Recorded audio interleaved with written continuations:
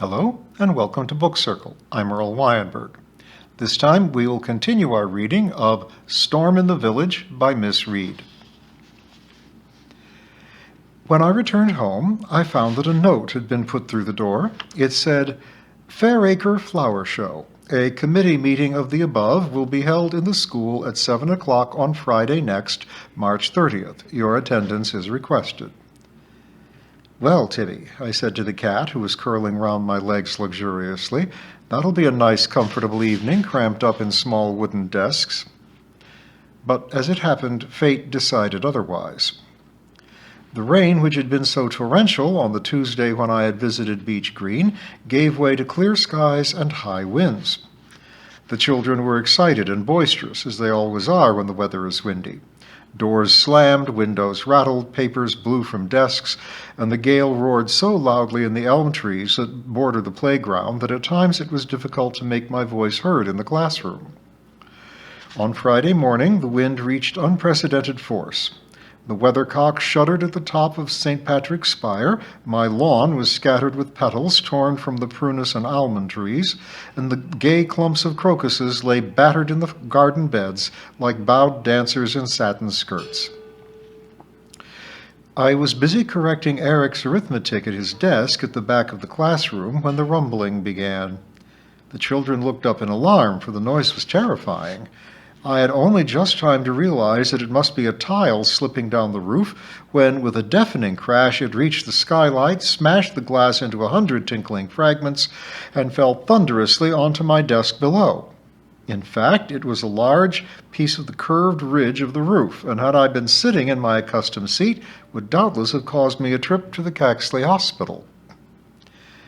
The children were much shaken, and so was I, for that matter.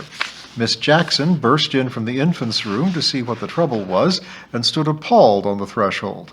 It was Joseph Coggs who first recovered. "Best clear this mess up," he growled huskily, and set off for the lobby, returning with the dustpan and broom. I lifted the heavy lump of masonry and staggered with it to the playground, while Miss Jackson wielded the broom, and the children, having recovered from their fright, began to cluster round and thoroughly enjoy this sensational interruption to their peaceful labors. Mr. Willett, who had been setting out his seed potatoes ready for sprouting in shallow wooden boxes in his own quiet kitchen, had somehow been informed of the disaster by the mysterious bush telegraph which works so well in every village, and had rushed straight to the scene, pulling on his jacket as he pounded up the village street. "Accident! Up the school!" he had puffed to curious questioners without slackening his pace. It was not surprising, therefore, to find that Mr. Willett was accompanied by 4 agitated mothers when he arrived, in an advanced state of breathlessness, at the school door. "You all right?" he gasped out. I assured him that we were all unharmed and indicated the smashed skylight. "Lord," breathed Mr. Willett with awe, "that's done it." The 4 mothers edged round the door, their eyes goggling. I let them feast on the scene before them for a minute, and then decided that it was time for them to depart. "No harm done," I said firmly, "and now that Mr. Willett's here, we shall soon clear up the mess." I shepherded the reluctant quartet toward the lobby. "Poor little mites might have been struck dead," said one with relish. "I always said that skylight was a danger," asserted the next. "Tempting Providence to have glass in a roof," said the third. "Proper upset I be," said the fourth, somewhat smugly. "And if our Billy has nightmares, I shan't wonder. Poor little toad, and him so high-strung, I've a good mind to take him back home with me." She glanced sidelong at me to see how I would take this display of maternal concern. "Take him by all means," I said, "but I think you're being very silly. It will only make Billy think he's been in far more danger than he was. We shall all finish our lessons in the infants' room while the skylight is being seen to." "Maybe that's best," agreed the woman hastily. It was quite obvious to me and to the rest of the mothers that she had no real intention of being burdened with her son's presence for the rest of the day. Now that she had paraded her maternal rights, she was prepared to give way. "Perhaps you'd be good enough to tell the other mothers, if you happen to see them, that all's well here and there's nothing to worry about." Full of importance and heavy with the dramatic tales which they would be able to unfold, they hastened away, chattering among themselves, and I returned to Mr. Willett. He was standing on my desk, surveying the ugly splinters of glass which protruded from the edges of the skylight's frame. "I'll have to pull they out," he said slowly. At every shuddering blast of wind, the skylight rattled dangerously, and it was obvious that we should have another shower of glass before long. "Best do it from the roof," advised Joseph Coggs, who had taken a workmanlike interest in these happenings. "If us doos it underneath, us'll get glass cutting us." Mr. Willett surveyed the small boy with respect. "You're dead right, son." He turned to me. "I'll get down to Rogers at the forge, and we'll bring his long ladder and get up on the roof." "I'll take the children out of your way," I said, opening the dividing door in the partition and shooing my children into their younger brothers and sisters. "'Twould be best to nail up a bit of sack, I reckons," continued Mr. Willett, still gazing aloft. "Catch the bits like, and keep some of the weather out. Cor, what a caper, eh? What actually done it?" I told him about the lump of tiling, and he stumped out into the playground to inspect it. His face was full of concern when he returned. "You shouldn't have lifted that, miss. Might have raptured yourself. Easy enough to get a rapture heaving rocks like that." I said meekly I was only trying to clear the place up. "I dare say," said Mr. Willett gravely, "but you wants to give a thought to your organs now and then." I promised that I would give my organs every consideration in the future, and Mr. Willett seemed modified. "I'll get this straightened up, and old Rogers and I'll fix something up on the roof of this afternoon till them Caxley chaps can do their bit of glazing." He bustled away, and I thought as I watched him go how fully he was enjoying our small upheaval. To Mr. Willett, with all the time in the world, this was no annoying interruption to his potato sorting. It was an exciting happening, a bizarre quirk in the gentle pattern of his day, and a challenge to be met with courage, common sense, and joyful zest. It was Mrs. Pringle who reminded me about the committee meeting in the evening. "Can't have it in this glory hole," she said, looking at the debris with distaste. "I'll catch your deaths, and the vicar's bronchial enough as it is." "That's all right," I said. "We'll have it at my house. I'll put a notice on the door here, and we'll send messages after school by the children. There's only about 6 of us on the committee." "At your place!" exclaimed Mrs. Pringle. If I had suggested the school coke pile for a rendezvous, she could not have sounded more taken aback. "Yes," I said, "in the dining room. The fire's going, and there's plenty of room. I've even got a drop of sherry somewhere." Mrs. Pringle surveyed me morosely. "I'd best come over and put your place to rights when I've done this lot," she said, as one who knows where her duty lies, no matter how unpleasant. "Can't have the gentry in that dining room with that brass of yours in the state it's in. Noticed it through the windows, and they could do it with a wipe over." I rallied as best I could under this blow and thanked her humbly. "That's all right," she answered graciously. "Flare it up, leg or no, I'll do you." "And it isn't as dirty as all that," I felt compelled to point out, still smarting slightly from this surprise attack. "Anyone would think I lived like a pig."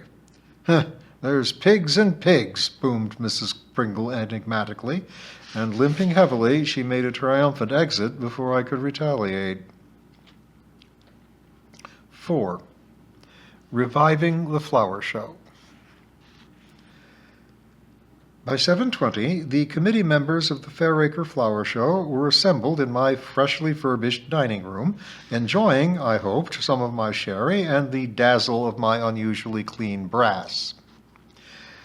"This is really most pleasant, said the vicar from the head of the table. "We really are indebted, Miss Reed, for your hospitality." He dropped his leopard skin gloves, now in an advanced state of molt, onto the table, and I watched a light shower of fluff settle gently on Mrs. Pringle's newly polished surface. "Nice to be able to stretch your legs," agreed Mr. Roberts, the farmer, who is over 6 feet tall and has to sit on, not in, the school desks at most committee meetings.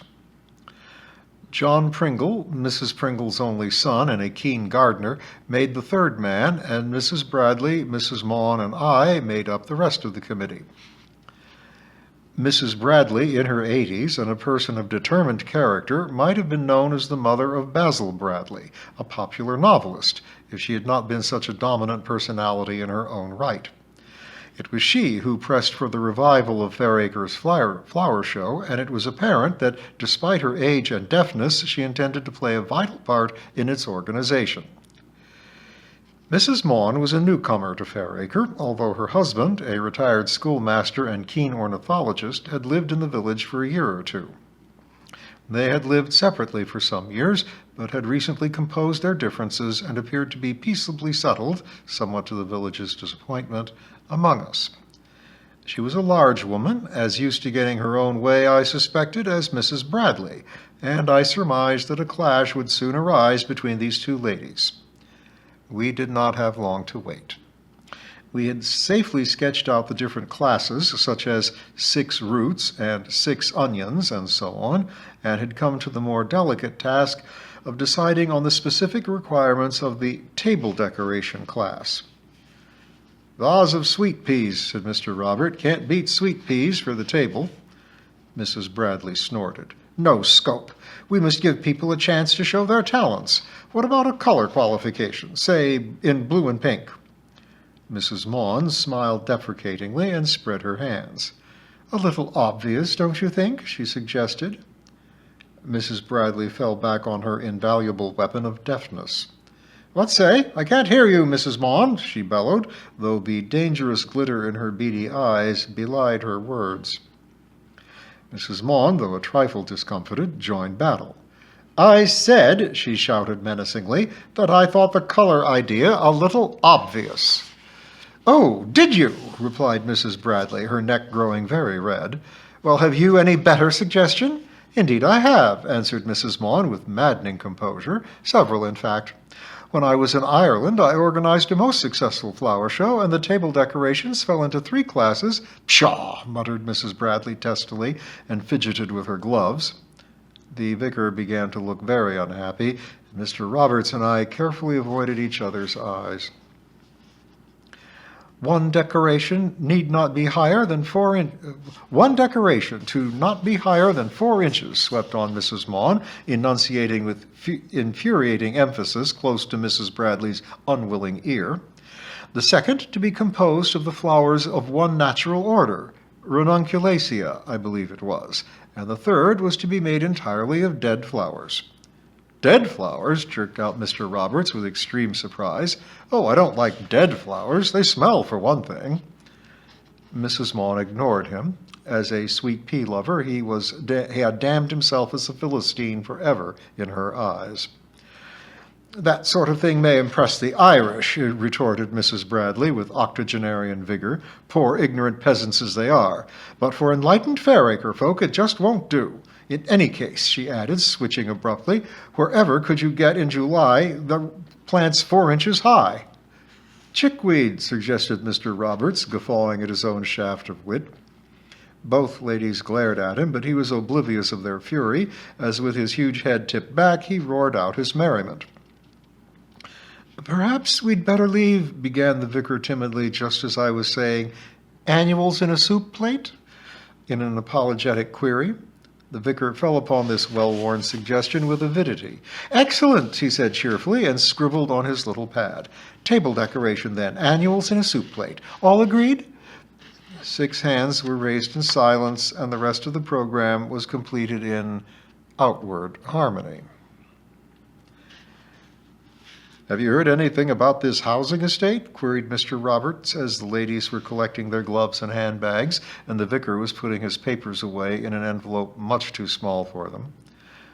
"Housing estate?" said he, looking up from his task. "Where?" "Only a rumor, I expect," said Mr. Roberts. "Heard it in the Bell at Caxley last market day.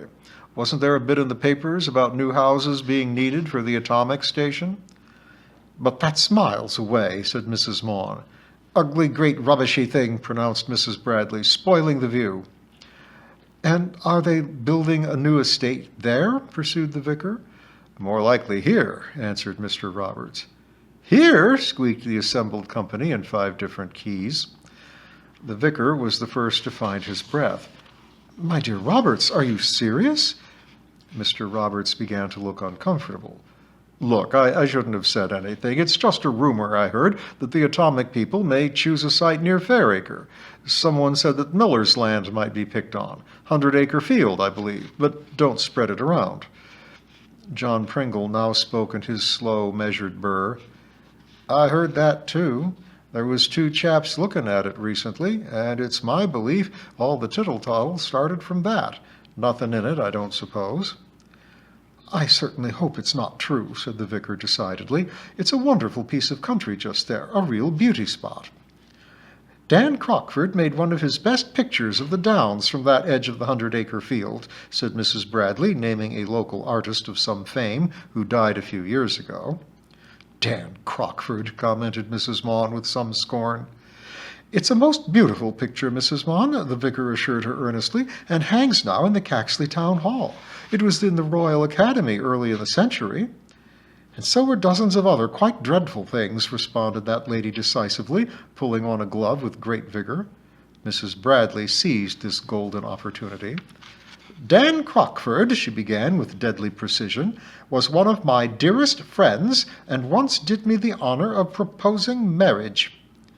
She omitted to add that this had happened after the Hunt Ball of 1902, when the exuberant young Dan had offered his hand and heart to no fewer than 6 ladies within an hour. Mrs. Maughan had the grace to look abashed. I'm sorry, Mrs. Bradley, I withdraw my remarks. Mrs. Bradley gave a stiff nod and turned to say her farewells to me when the vicar spoke. If this dreadful business does come to anything, perhaps your son might be willing to draft a few strong letters to the papers. Basil will do all he could to protect his native land, asserted the old lady militantly, and I felt extremely sorry for the unsuspecting novelist, who had, I had heard, engaged on his 17th historical novel, and would doubtless be loath to be dragged from some elegant and urbane past century to struggle with the affairs of the 20th. Basil Bradley's novels had steady sales, for he mixed loves, duels, and history in very unequal proportions, and had the whole displayed in attractive dust jackets, showing ladies in empire gowns reclining on those uncomfortable bolster-ended sofas which are usually upholstered in striped damask and pastel shades. The ladies are invariably unhappily married to squat, square men much older than themselves, with purple complexions and the gout. By about page 352, however, each heroine in turn decided that she must renounce her lover and tread the stony path of duty with her unloved husband, thus leaving 4 or 5 pages for a tearful scene written in unbearably tender prose. As all Basil Bradley's books were illustrated by a man who had been a friend of his at Oxford, this touching finale gave the artist a chance to let himself rip over the intricate wrought-iron balcony from which the heroine, with draperies fluttering, waved goodbye to the gallant and diminishing figure on horseback. Unkind critics of the artist's work had not failed to point out a noticeable feature, that of horses so far distant as to be almost incapable of recognition, the animals either being held by grooms in murky shrubberies while the hero was dueling, or else cantering with such speed that a cloud of dust obscured all but the rider's wig. They had observed, in the captious way that critics will, that the artist was incapable of drawing a horse at all. But these waspish comments luckily made no difference to Basil Bradley's admirers, who, as soon as they saw the latest reclining lady in dampened muslin, swooped upon the book, and horses or no horses, knew that here they would find several hours' pleasant entertainment. Well, let's hope there'll be no need for letters to the papers, said Mr. Roberts heartily. But if you do get a few hundred people coming to live here, you'll have some fine congregations, Vicar. The vicar's face glowed. Of course, they would be in my parish. It would mean a great deal of visiting, but most interesting, most interesting. I wonder how they would get on with the village folk. They'd never mix, said Mrs. Maughan. Nothing in common, town dwellers mainly, and would spend their time in Caxley. They'll have to have a few more buses running then, commented Mr. Roberts. Liven us all up, wouldn't it? Mrs. Bradley had the last word.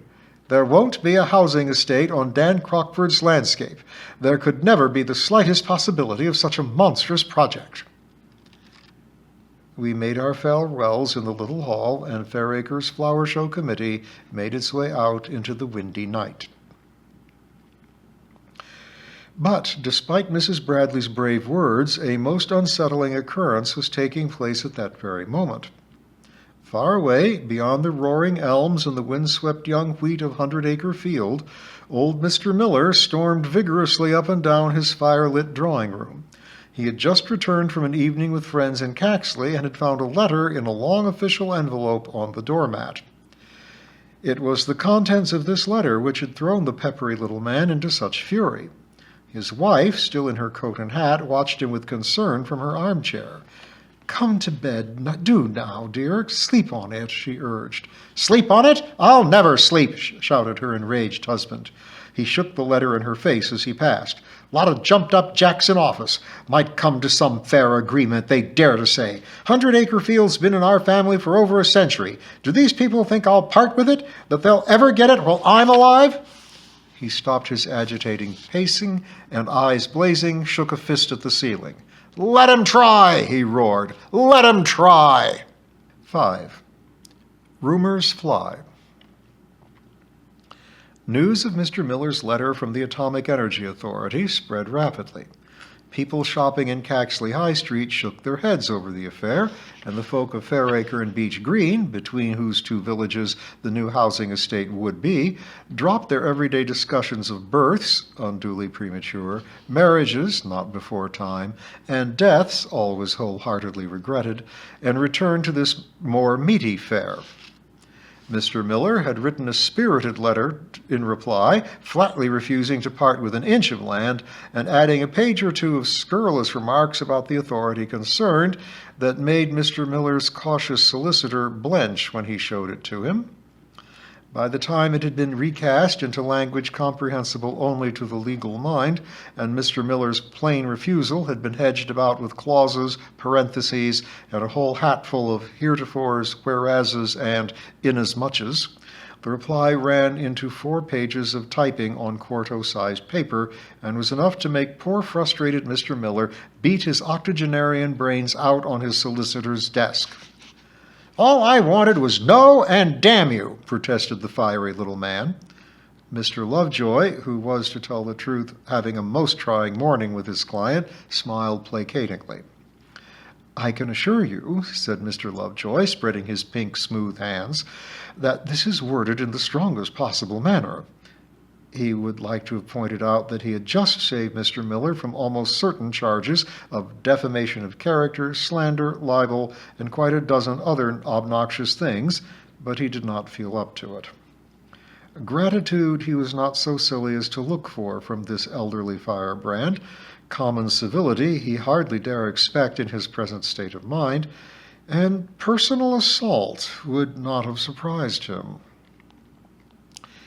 He was relieved when Mr. Miller, glancing at the clock, said he had an appointment at 11 and made for the door.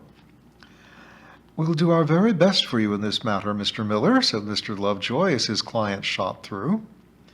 Exhausted, he returned to his desk and rang for his morning coffee. "Black today," he said. And we will watch the rumors fly further next time.